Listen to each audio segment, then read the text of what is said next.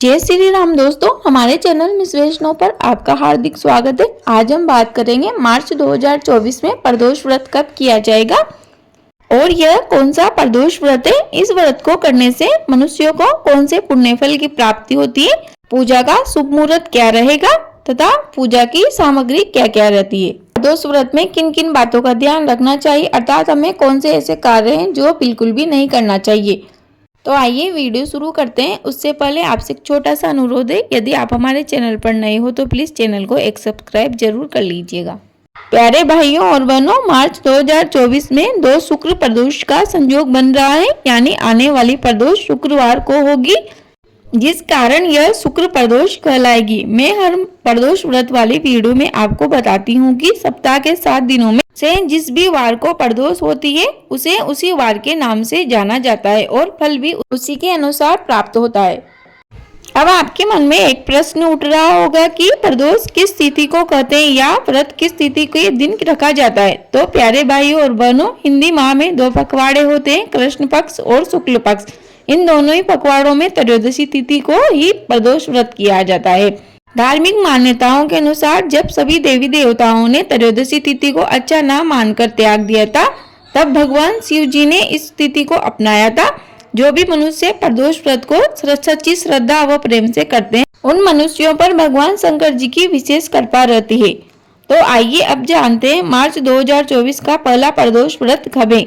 हिंदू पंचांग के अनुसार फाल्गुन मास के कृष्ण पक्ष की त्रयोदशी तिथि की शुरुआत 8 मार्च दिन शुक्रवार को दोपहर 1:19 पर होगी और 8 मार्च दिन शुक्रवार को ही रात 9:57 पर समाप्त होगी। यह प्रदोष शुक्रवार के दिन होने के कारण यह शुक्र प्रदोष कहलाएगी। प्रदोष व्रत में भगवान शिव जी का पूजन प्रदोष काल में ही करने का विधान है। ऐसे में 8 मार्च दिन शुक्रवार को प्रदोष व्रत किया जाएगा। प्रदोष काल का समय शाम 6:25 से 8:52 तक रहेगा। दोस्तों, यहाँ पर ध्यान देने योग्य एक तथ्य है, प्रदोष व्रत एक ही देश में 2 अलग अलग शहरों के लिए अलग हो सकते हैं।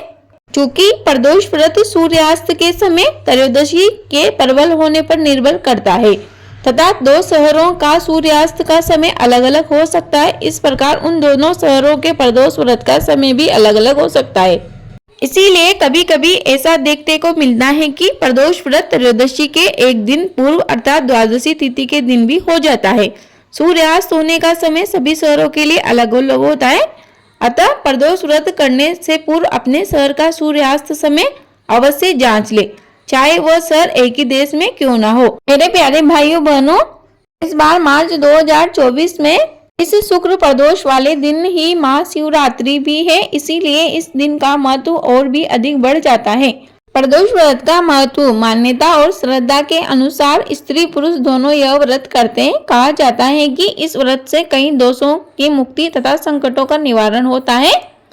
यह व्रत साप्ताहिक महत्व भी रखता है।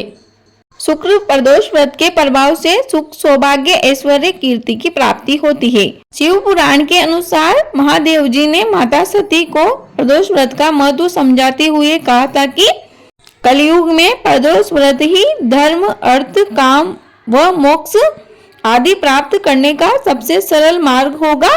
शुक्रवार के दिन आने वाली प्रदोष व्रत करने से नौकरी व बिजनेस के नए रास्ते खुल जाएंगे, सौभाग्य व दाम्पत्य जीवन में भी उन्नति होगी। कुंडली में शुक्र या चंद्र दोष खत्म होता है, व्यक्ति की आयु लंबी होती है। आइए अब जानते हैं व्रत कैसे करें। स्कंद पुराण के अनुसार इस व्रत का महत्व बताते हुए कहा गया है कि इस व्रत को 2 तरह से रखे जाने का प्रावधान है। पहला, इसे सूर्योदय से शुरू कर सूर्यास्त तक रखा जाता है और शाम को शिव जी की पूजा के बाद पारण कर लिया जाता है। दूसरा, 24 घंटे तक व्रत रखा जाता है और अगले दिन सुबह व्रत का पारण किया जाता है। प्रदोष व्रत में हरी मूंग व फलों का सेवन करना चाहिए। इस व्रत में अन्न, लाल मिर्च व नमक का बिल्कुल भी सेवन ना करें। काले रंग के वस्त्र बिल्कुल भी ना पहने। प्रदोष व्रत की महिमा। प्रदोष व्रत को रखने से 2 गायों का दान देने के समान पुण्य फल प्राप्त होता है। प्रदोष व्रत को लेकर एक पौराणिक तथ्य सामने आता है कि एक दिन जब चारों ओर अधर्म की स्थिति होगी, अन्याय और अनाचार का एकाधिकार होगा, मनुष्यों में स्वार्थ भाव अधिक होगा। व्यक्ति सत्कर्म करने के स्थान पर नीच कार्यों में अधिक व्यस्त रहेगा। उस समय जो व्यक्ति त्रयोदशी का व्रत रख शिव आराधना करेगा उस पर शिव कृपा होगी। इस व्रत को रखने वाला व्यक्ति जन्म जन्मांतरों के फेरों से निकलकर मोक्ष मार्ग पर आगे बढ़ता है। उसे उत्तम लोक की प्राप्ति होती है। प्यारे भाइयों और बहनों, इस व्रत को 11 या फिर 26 त्रयोदशी तक रखने के बाद व्रत का उद्यापन किया जाता है। व्रत का उद्यापन त्रयोदशी तिथि पर ही करना चाहिए। प्रेम से बोलिए शंकर भगवान की जय, गौरी मैया की जय, हर हर महादेव।